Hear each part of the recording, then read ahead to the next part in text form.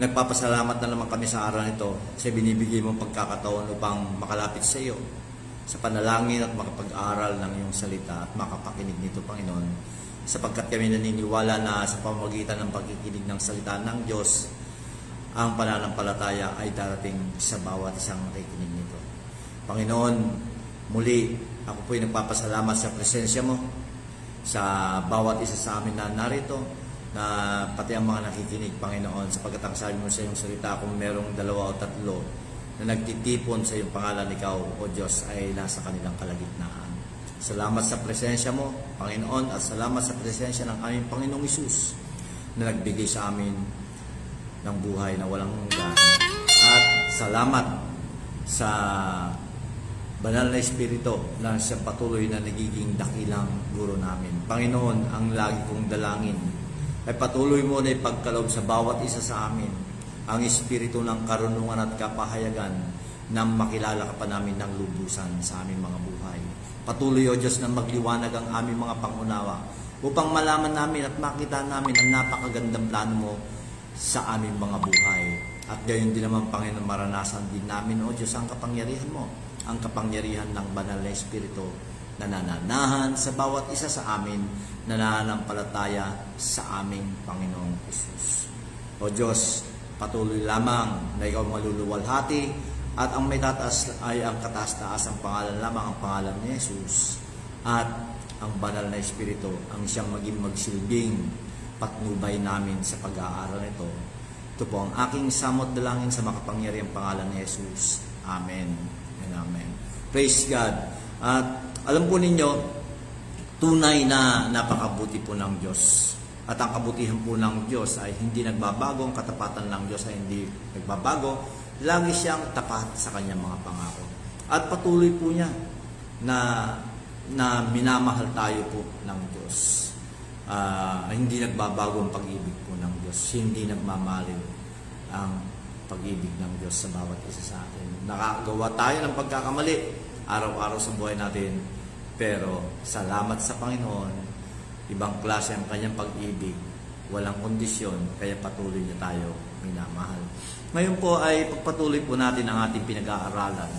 Tinatalakay po natin nung nagdaang pag-aaral po natin na broadcast po, ay yung patungkol po sa nangyayari sa ating paligid ngayon po. Nangyayari sa mundong ito at kahit sa personal na pamumuhay po natin, na napakalaga na maunawaan natin na ang pakipaglaban natin sa mundong ito ay isang espiritual na labanan at hindi na ito physical na labanan. At makikita po natin na iba-ibang klase na po ang nangyayari sa mundo na alam natin na ito hindi nagkagaling sa Diyos o ito ay hindi basta-basta maiisip ng tao kung ito ay walang impluwensya ang Diablo.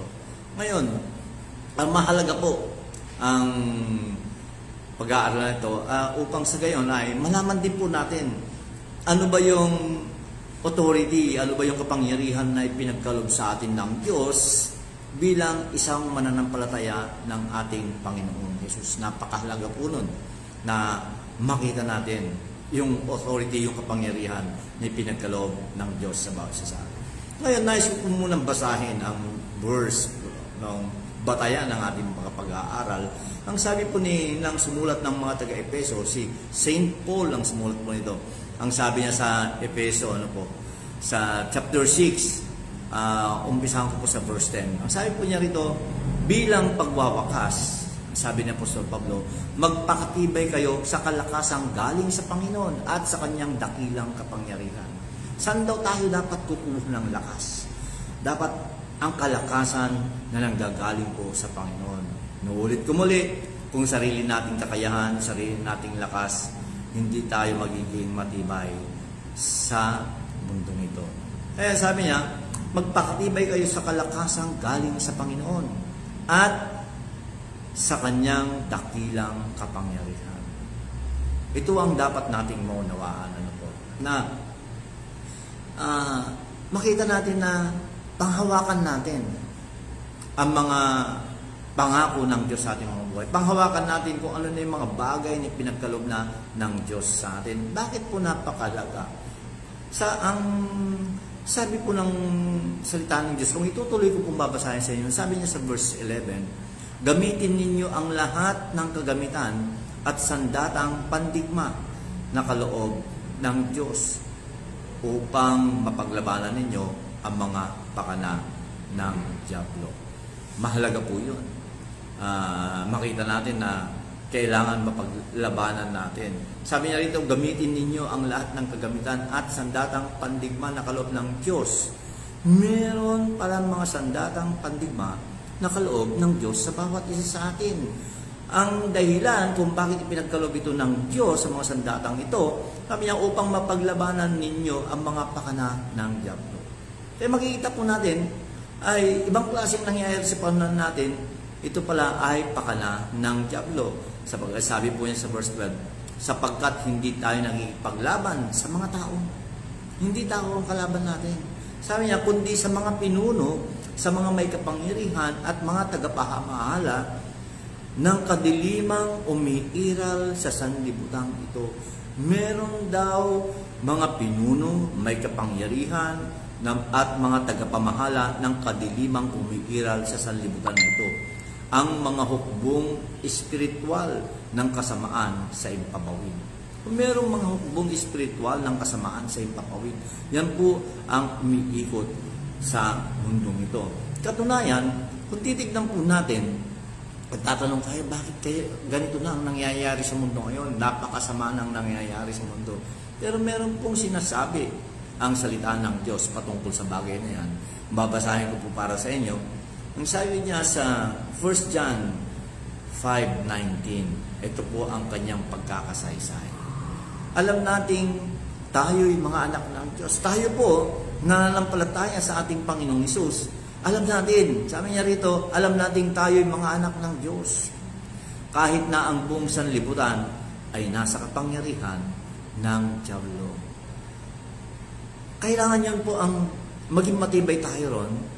Alam natin, matibay sa puso natin na tayo ay mga anak ng Diyos. Sabi niya rito, ulitin ko po, 1 John chapter 5 verse 19. Alam nating tayo'y mga anak ng Diyos kahit na ang buong sanlibutan ay nasa kapangyarihan ng dyablo. Sabi niya rito, ang buong sanlibutan daw ay nasa kapangyarihan ng dyablo. Mga kapatid, kailangan alam natin ang gagawin natin sa buhay na ito. Kung gusto natin maging matagumpay ang pamumuhay natin sa mundong ito, kailangan alamin natin ang mga bagay na kakailanganin natin, ang mga sandatang kaloob ng Diyos na kakailanganin natin upang sa gayon ay mapaglabanan natin ang alin?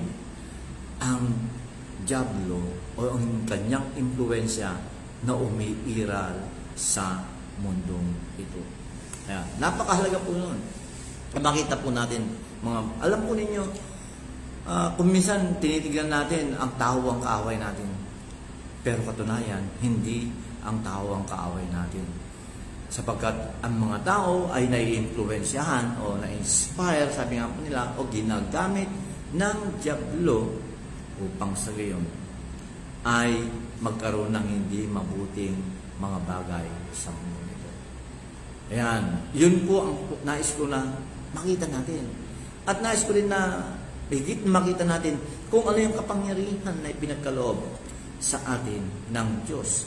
Ngayon kung itutuloy ko po, ito po binabasa po natin sa Ephesians chapter 5 sa verse 12, ang sabi po niya ay sa verse 10 kanina, sabi niya, magpakatibay kayo sa kalakasang galing sa Panginoon at sa kanyang dakilang kapangyarihan. Gamitin ninyo ang lahat ng kagamitan at sandatang pandigma na kaloob ng Diyos upang mapaglabanan ninyo ang mga pakana ng dyablo. Ano ba yung mga kaloob na pandigma na ibinigay sa atin ng Diyos para gamitin natin? Yan, marami pong Kristiyano. Marami ang mananampalataya ni Kristo. Pero hindi nila nagagamit ang mga sandatang kaloob ng Diyos upang mapaglabanan ang lahat ng bagay na nangyayari sa kanilang mga buhay. Ngayon, Nadaanan na po natin ito ng mga nakaraan, pero uulitin ko po upang sa kayo ay patuloy na matandaan po natin. Sabi po niya sa verse 13, sabi niya, kaya't isuot ninyo ang kasuotang pandigma na mula sa Panginoon. Sabi niya rito, isuot daw natin ang kasuotang pandigma mula sa Diyos. Ang ibang salin ang buong kasuotang pandigma. Lahat ng kasuotang pandigma na mula sa Diyos. Sa gayon, sabi niya, makakalaban tayo kapag dumating ang masamang araw na sumalakay ang katawan. Nais ng Diyos na lagi tayong handa sapagkat ang sabi niya rito, upang sa gayon makakalaban kayo kapag dumating ang masamang araw na sumalakay ang kaaway. Alam mo ninyo, araw-araw sinasalakay tayo ng kaaway. Araw-araw sinasalakay tayo ng diablo. Ang tanong, nalalabanan ba natin ito? At anong ginagamit natin? Or nagiging talunan na lang tayo ng diablo? Pag dumating ang pagsubok sa buhay natin, basta-basta na lamang pa tayo susuko.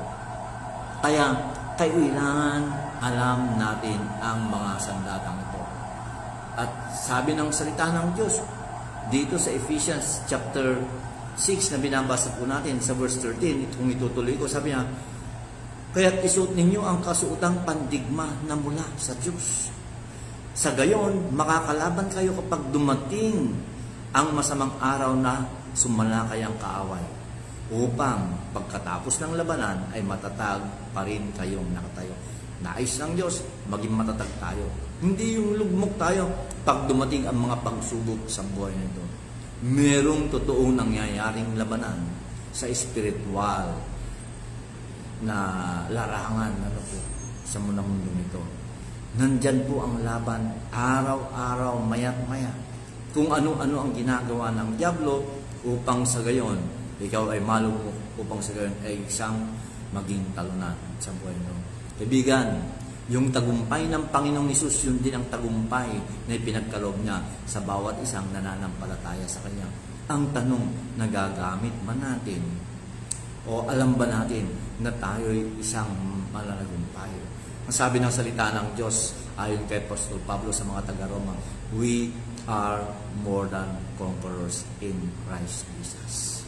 Masigit pa tayo sa mga nagtatagumpay. Biro mo yung masigit ka pa sa nagtatagumpay, ang sabi ng salita ng Diyos. Ngayon, ituloy ko po. Sabi niya rito, kaya't maging handa kayo. Lagi tayong handa. Maya't maya, lagi tayong handa. Dahil hindi natin alam kung ano ang mga inihahanda ng diablo laban sa atin. Laban sa mundo ito. Laban sa mga mahal natin sa buhay. Laban sa negosyo natin.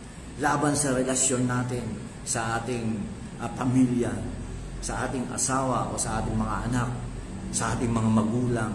Alam po ninyo, hindi natin alam. Pero ang alam lamang po natin, ang sabi ng salita ng Diyos, ang magnanakaw ay naparito upang magnakaw, pumatay at sumira. Lagi lamang siyang nandyan. Bakit? Mga Kristiyano, napagtagumpayan na yung tagumpay ni Kristo ay nasa kanila. Pero hindi nagagamit ng maraming Kristiyano ang tagumpay na ipinagkaloob sa kanila ng Diyos sa pamamagitan ni Kristo Jesus. Kaya sabi niya rito, maging handa kayo. Tapos sabi niya rito, ibigkis sa inyong baywang ang sinturon ng katotohanan. The belt of truth. Alam po ninyo, yun ang lagi nating tatandaan. Alam niyo po ba? Ang diablo puro kasinungalingan lamang ang kanyang ibinabato sa atin araw-araw. Wala naman mabuting plano o walang mabuti na inilalagay ang diablo sa buhay ng tao. Puro kasinungalingan lamang. Kahit ang sabi ng salita ng Diyos, ibigkis sa inyong baywang ang sinturon ng katotohanan. Kailangan alam natin kung ano ang katotohanan. Praise God. Kaya kailangan makilala natin si Kristo ng lubusan sa ating mga buhay. Bakit po? Sapagkat ang sabi ng Panginoong Hesus, ako ang daan. Di ba? Ako ang katotohanan at ako ang buhay. Kailangan alam natin ang katotohanan. At ang sabi niya rito, kung itutuloy po natin, at isuot sa dibdib ang baluti ng katwiran. Baluti ng katwiran. Bantayan natin ang ating puso. Sabi niya, isuot mo sa dibdib mo, sabi niya, ang baluti ng katwiran. Alam niyo po ba na ikaw ay pinaging matuwid na ng Diyos? Alam po ninyo, ang diablo, lagi niyang sinasabi, ikaw ay isang makasalanan. Husgahan ka ng Diyos. Ayan, mamamatay ka rin pagdating ng araw, makakapiling kita, yun ang sinasabi ng diablo. Alam po ninyo, lagi niyong tatandaan. Kasi, pag nakagawa ka ng pagkakasala, doon ka lalong didikdikin ng diablo. At sasabihin niya sa iyo, makasalanan ka. Hindi ka mahal ng Diyos. Ayan. Wala ka ng pag-asa. Ganun lang sinasabi. Pero, ang sabi ng salita ng Diyos, sa pangalawang Korinto 5:21, ano po ang pagkakasaysay niya? Siya, ang Panginoong Hesus, sabi niya, siya na hindi nagkasala, naging kasalanan siya upang tayo ay maging matuwid sa harapan ng Diyos dahil sa ating pagkikipag-isa kay Kristo Jesus. He who knew no sin, He became sin for us that we might be made the righteousness of God in our union with our Lord Jesus Christ. Kaya, yun lang gagawin natin tatandaan, matuwid tayo sa harapan ng Diyos. Sa harapan ng Diyos, hindi tayo makasalanan. Pinaging matuwid na tayo ng Diyos. Ang nakaraan natin dati, makasalanan, pero wala na yun. Ang sabi ni Apostol Pablo sa pangalawang Korinto 5:17, ano pong sabi niya? Sabi niya, therefore, if anyone is in Christ, he is a new creation. Kaya nga, ang sino mang nakipag-isa na kay Kristo Jesus, isa na siyang bagong nilalang. Yan, bagong nilalang na po siya. Wala na ang kanyang lumang pagkatao. Ang sabi niya, ang bago na ang nakita. Huwag mo nang babalikan ang lumang pagkatao, sapagkat yun ang laging pinapaalala ng diablo sa bawat isa sa atin. Ang lagi niya sinasabi, kaya ka may sakit, kaya ka naghihirap, kaya hindi nagtatagumpay ang iyong buhay, kaya hindi maganda ang mga relasyon mo.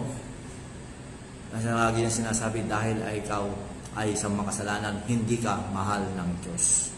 Pero kaibigan, kung tinanggap mo si Kristo sa puso mo bilang sarili mong Diyos at tagapagligtas, ang sabi ng salita ng Diyos, siya na hindi nagkasala, naging kasalanan siya. Si Kristo Jesus ay naging kasalanan upang tayo ay maging matuwid sa harapan ng Diyos sa pamamagitan ng ating pagkikipag-isa kay Kristo Jesus. Praise God! Hindi pa matuwid ka, kaibigan, kung tinanggap mo si Kristo sa iyong buhay. So, una sabi niya, isuot mo, ibigkis mo sa iyong bewang ang sintron ng katotohanan. Kailangan alam mo ang katotohanan na ito, na ikaw ay mahal na mahal ng Diyos at ikaw ay pinaging matuwid na ng Diyos. Sabi niya, at isuot sa dibdib ang baluti ng katwiran. Tapos sabi niya rito, isuot ninyo ang sandalyas ng pagiging handa sa pangangaral ng magandang balita ng kapayapaan. Ayan, ang magandang balita ng kapayapaan ay walang iba kundi ang balita patungkol kay Kristo Jesus. Kaibigan, kung wala si Kristo sa buhay ng isang tao, walang kapayapaan ang kanyang buhay. Kung wala siyang Diyos, wala siyang kinikilalang Diyos, wala siyang kinikilalang Kristo sa kanyang buhay, walang makakamtan na kapayapaan ang tao sa mundong ito. Ang sabi ng salita ng Diyos, mismo ang Panginoong Jesus ang nagsabi, peace I give to you. Ang kapayapaan ay pinagkakaloob ko, binibigay ko sa inyo. Hindi katulad ng kapayapaan na pinagkakaloob ng mundo ito. Panandalian lamang ang sinasabi nilang kapayapaan sa mundo ito. Kailangan ng mundo ito ang Panginoong Jesucristo, sapagkat siya ang magandang balita ng kapayapaan. Praise God, hindi po ba? Yun po ang lagi nating tatandaan. Kaya dapat alam natin ang mga bagay na ito. Tapos sabi po niya sa verse 16, nasa Efeso po tayo, Ephesians chapter 6, sa verse 16, sabi niya, lagi ninyong gawing palangga ang pananampalataya. Kaibigan, kaya napakahalaga ng pakikinig ng salita ng Diyos. Sapagkat si Apostol Pablo ang nagsabi sa Romans 10:17, sabi niya, faith comes by hearing.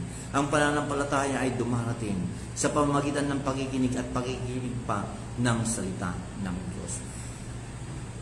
Alam po ninyo, Kung gusto mong magkaroon ng pananampalataya sa Diyos, ang pakinggan mo ay ang salita ng Diyos. Ano man ang pinapakinggan mo sa mga sandaling ito, ngayong araw na ito, sa mga nakalipas na araw ng iyong buhay, yun ang pinanampalatayaan mo. Kung laging kasamaan ang napapakinggan mo, kung laging kasinungalingan ang napapakinggan mo, kung laging ang hindi magandang balita na nangyayari sa mundong ito na napapakinggan mo, yun ang paniniwalaan mo. Katunayan, kahit yung tinasabi nilang fake news, ulit-iluitin mong pakinggan yon hanggang sa dumating ng isang araw, ang sabi mo, ito ang katotohanan. Tandaan po natin, pag naging yun na ang katotohanan sa buhay, yun na yung pananampalatayaan. Ano ang gusto mong pakinggan? Pakinggan mo ang salita ng Diyos, ang mga pangako ng Diyos, na mahal ka ng Diyos, na ikaw ay pinaging matuwid ng Diyos, na pinagyaman ka na ng Diyos, na maganda ang relasyon mo sa Diyos, maganda ang relasyon mo sa iyong pamilya at sa iyong mga mahal sa buhay, maganda ang relasyon mo sa iyong kapwa, na pinagaling ka na ng Diyos sa pamamagitan ng mga latay ni Kristo Jesus. Yun ang pakinggan mo, upang sa gayon ay magkaroon ka ng pananampalataya. Gamitin daw natin itong laki upang pananggan natin. Alam po ninyo, maraming ibinabato ang diablo sa atin. Maraming ibinabato ang kaaway sa atin. Pero ito lang ang isang panlaban natin. Ang pananggan natin ay ang ating pananampalataya. Pagkatapos nito, sabi niya, isuot ninyo ang helmet ng kaligtasan. Ligtas na tayo. At gamitin ang tabak ng Espiritu. Gamitin daw natin ang tabak ng Espiritu. Una, alamin natin, maging sigurado tayo na tayo ay ligtas na. Ilagay natin sa isip natin yan, na tayo ay ligtas na. Ayan, sa harapan ng Diyos. At sabi niya rito, gamitin ang tabak ng Espiritu. Meron palang tabak ang Espiritu. Ng Espiritu. Ang sabi niya rito, na walang iba kundi ang salita ng Diyos. Kaibigan, kailangan alam mo ang salita ng Diyos. Kailangan matibay ka, maging matatag ka sa salita ng Diyos. Sapagkat ito lamang ang gagamitin mo laban sa mga sandata ng kaaway na ibabato sa iyo, na gagamitin sa iyo pagdating ng araw. Kaya nga sabi niya, ikaw ay laging maging handa sapagkat nandyan lang ang diablo. Ang sabi ng salita ng Diyos, seeking whom He may devour. Sabi niya, naghihintay siya, nag-aabang lang siya. Ang diablo ay parang, sinasabi niya, ay parang leon na umaatungal. Sabi niya, naghahanap lamang, naghihintay lamang ng kanyang masisila. Ganun ang diablo. Kaya lagi dapat tayong handa. At ano ang panlaban natin? Kung dumarating, nasa pintuan natin pumapasok ang kahirapan o pagkukulang sa buhay, kakulangan sa buhay, anong ipanlalaban natin? Ang salita ng Diyos. Anong lagi mong sasabihin? At tutugunan ng Diyos. Sabi ng salita ng Diyos, gagamitin mo. Filipias, sabi ng Pilipos, diba? 4:19. At sabi niya, buwat sa hindi mauubos na kayamanan ng Diyos ay tutugunan niya ang lahat ng aking pangangailangan. Kung hindi mo, parang nakikita mo na hindi mo kayang gawin ng isang bagay, sabi niya ang salita ng Diyos, na lahat ay magagawa mo sa pamamagitan ng lakas na pinagkakaloob sa iyo ni Kristo. I can do all things through Christ who gives me His strength. Alam po ninyo, kailangan nakahanda tayo, kailangan alam natin ang salita ng Diyos. Napakahalaga po ng salita ng Diyos. Kahit mismo ang Panginoong Diyos, ang Panginoong Hesus, kaya sana, nung siya ay nung siya ay tinukso ng diablo, gumamit ang mismo ang Panginoong Hesus ay gumamit ng salita ng Diyos. Ano ibig sabihin? Kahit anong salita sana ang sasabihin ng Panginoong Hesus, salita pa rin yun ng Diyos. Pero ano ang sinabi ng Panginoong Hesus? Ang sabi niya, nasusulat. It is written. Ano ang sasabihin natin? Kapag dumating ang pagsubok, halimbawa dumudungaw sa pintuan natin ang sakit at karamdaman. Ayan, nararamdaman mo sa iyong sarili. Anong sasabihin mo? Naku, may sakit na naman ako. Naku, may arthritis na naman ako. Naku, high blood na naman ako. Hindi po. Ang panlaban mo kapag dumungaw ang sakit at karamdaman sa iyong buhay, ano ang sasabihin mo? Ayon sa nasusulat sa Isaiah 53 verse 4 and 5. Di ba? Babanggitin mo yun. Sasabihin mo sa pamamagitan ng mga latay ng Panginoong Hesus, pinagaling na ako sa lahat ng uri ng sakit at karamdaman. Kailangan alam mo ang salita ng Diyos sapagkat ito lamang ang iyong panlaban at wala nang iba. Praise God. At sabi nga, ang lahat ng ito'y gawin ninyo na may panalangin at pagsamo, manalangin kayo sa lahat ng pagkakataon sa patnubay ng Espiritu. Lagi kayong maging handa at patuloy na ipanalangin ang lahat ng hinirang ng Diyos. Pero sabi niya rito, nandyan na lahat, pero wag mong kakalimutan. Sabi niya, ang lahat ng ito'y gawin ninyo na may panalangin at pagsamo, manalangin kayo sa lahat ng pagkakataon sa patnubay ng Espiritu. Kaibigan, mahalaga na malaman natin na merong kapangyarihan na pinagkaloob sa bawat isa sa atin na palataya kay Kristo Jesus upang sa gayon ay mapaglabanan natin ang lahat ng balakid ng dyablo na ibinabato niya araw-araw sa bawat isa sa atin. Salamat po sa inyong pakikinig at oras naman po hanggang sa susunod na broadcast na naman po muli. At salamat po sa inyo. Salamat Marie sa iyong panonood ng broadcast na ito. Sige po, tayo po'y manalangin. Panginoon, muli ako po'y nagpapasalamat sa iyong salita na aming narinig. Ang dalangin ko, O Diyos, ang salitang ito ay may tatanim, may babaon sa aming mga puso at sa aming mga isipan. Dahil kami ay mabuting lupa, Panginoon, good soil, good ground po kami para sa iyong salita, O Diyos. Ang dalangin ko, musmong ito tumubak, Panginoon, at maging matibay, na pag dumating ang pagsubok, hindi kayang bunutin ng dyablo, hindi kayang nakawin ng dyablo ang mga salita mo na naitanim sa aming mga puso. O Diyos, patnubayan mo bang bawat isa na patuloy na nakikinig ng iyong salita. Ang dalangin ko, Panginoon, patuloy pa maging matibay at matatag ang kanilang pananampalataya sa iyo at sa iyong salita at sa ginawa ng aming Panginoong Hesus sa krus ng Kalbaryo. At patuloy na hilingin nila ang patnubay ng banal na Espiritu sa kanilang mga buhay. Panginoon, salamat, magpapala sa bawat isa na nakikinig ng broadcast nito. Ito po ang aking dalangin sa makapangyarihang pangalan ni Jesus. Amen. Amen. Praise God. Hanggang sa muli po. Bye-bye.